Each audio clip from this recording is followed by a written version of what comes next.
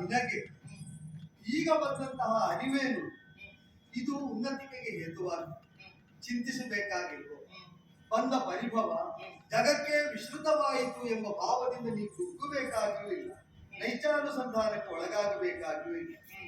ಯೋಚನೆ ಮಾಡಿದರೆ ಜೀವ ಪ್ರಪಂಚದಲ್ಲಿ ಸರ್ವವ್ಯಾಪಕತೆ ವಾಯುವಿಗೆ ಹೇಗೆ ಸಿದ್ಧಿಸಿತು ಅಂತ ಯೋಚಿಸಿ. ಸರ್ವವ್ಯಾಪಕವಾದ ತತ್ವಕ್ಕೆ ಏನು ಅಂತ ಹೆಸರು? ವಿಷ್ಣು ತತ್ವ ಅಂತ ಹೆಸರು. ಅವರಿಗೆ ಸರ್ವವ್ಯಾಪಕತೆ ಒಂದು ಹಂತದಲ್ಲಿ ಸಿದ್ಧಿಸಬೇಕು ಅಂತ ಆದರೆ ವ್ಯಾಪಕನಾದವರನ್ನು ವ್ಯಾಪ್ತವಾಗಿಸಿದಂತಹ ನನ್ನನ್ನು ಅವನು ತನ್ನೊಳಗೆ ಬಂದಿರಬೇಕು.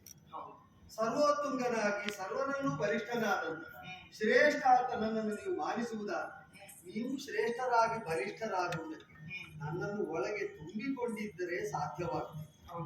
ಈಗ ನಿನಗೆ ಆಗಲಿಲ್ಲ ಅಂದರೆ ಒಳಗು ಬರಿದಾದಂತ ಅರಿವಿಗೆ ಬಂದುತ್ತಾರೆ, ಅದನ್ನು ನನ್ನ ಸ್ಮರಣೆಯಿಂದಲೇ ತುಂಬಿಕೊಳ್ಳಿ ಅಂತ. 1000 ಹೆಡೆಯುಳ್ಳವರಿಗೆ ಅರಿಯಬೇಕಾದದ್ದನ್ನು ಮನೋಮಂದಿರದಲ್ಲಿ ಅರಿಯದಿದ್ದರೆ ಬರಬಹುದಾದ ಅತಂತ್ರತೆ ಏನು ಅಂತ ತೋರಿಸಿಕೊಟ್ಟ ಆದರ್ಶ ರೂಪಿಯಾದ ನಿನ್ನ ಹೆಸರು ಈಗ ನೀನು ಇಳಿದುಕೊಂಡಂತಹ ಈ ಪರ್ವತ ಪ್ರದೇಶಕ್ಕೆ ಬರ್ತದೆ. ಮುಂದೆ ಶೇಷಾಚಲ ಅಂತ ಪ್ರಸಿದ್ಧ. ಸ್ವಾಮಿ, ನಿನ್ನನ್ನು ನಾನು ಅಗಲುತ್ತಾ ಇರುವುದು ಹೇಗೆ ಸ್ವಾಮಿ? ಅದನ್ನು ನಾನು ಹೇಗೆ ಸಹಿಸಿಕೊಂಡಿರುವುದು? ಅಲ್ಲಪ್ಪ, ನಿನ್ನದೀಗ ನಾನು ಇಲ್ಲಿಗೆ ಬರುವವರೆ ಇದಕ್ಕೆ ವೈಕುಂಠಗಿರಿ ಅಂತ ಒಂದು ಮೂಲದಲ್ಲಿ ಹೆಸರು. ಅದು ಯುಗ ಯುಗಗಳಲ್ಲಿ ಅದಕ್ಕಿದ್ದಂತಹ ಹೆಸರುಗಳು ನಿನ್ನಂತಹ ಮಹನೀಯರ ಅನೇಕ ಕೃತ್ಯಗಳ ಪರಿಣಾಮವಾಗಿ ನಾಮಾಂತರಣ ಅದು ಸಿದ್ಧಿಸದೆ ಬಿಟ್ಟರೆ ಇದು ಅಪರಿಚಿತವಾದಂತಹ ನನ್ನ ನೆಲೆಯನ್ನು ಸಾಹಿತ್ಯವನ್ನು ಹೊಂದಿದ ಗಿರಿಯೇ ಹೌದು. ಆದರೆ ನೀನು ನನ್ನೊಂದಿಗೆ ಇರುತ್ತಿ, ನಾನು ಇರುತ್ತೇನೆ. ಇನ್ನೂ ಬೇಕಾದಾಗ ಬೇಕೆನಿಸಿದಾಗ ನಾನು ಇಳಿದು ಬರ್ತೇನೆ.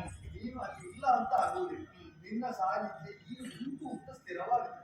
ಇಲ್ಲಿ ಯಾಕೆ ಉಂಟು ಅಂದ್ರೆ ನಿನ್ನ ಬದುಕಿನ ಈ ಪ್ರಕರಣದ ಮೂಲಕವಾಗಿ ಲೋಕೋತ್ತರವಾದ ಸಂದೇಶವನ್ನು ಸಾರುವುದಕ್ಕೆ, ಆ ಸಂದೇಶವನ್ನು ಅರಿತು ವಿನೀತರಾಗಿ ವಿಧೇಯರಾಗಿ ಭಕ್ತರಾಗಿ ನನ್ನನ್ನು ಸೇವಿಸುವವರನ್ನು ನೀನು ಅನುಗ್ರಹಿಸುವುದಕ್ಕಾಗಿ ನಿನ್ನ ಸಾಹಿತ್ಯ ಈ ನೆಲೆಯಾಗಲಿ ಉಳಿದಂತೆ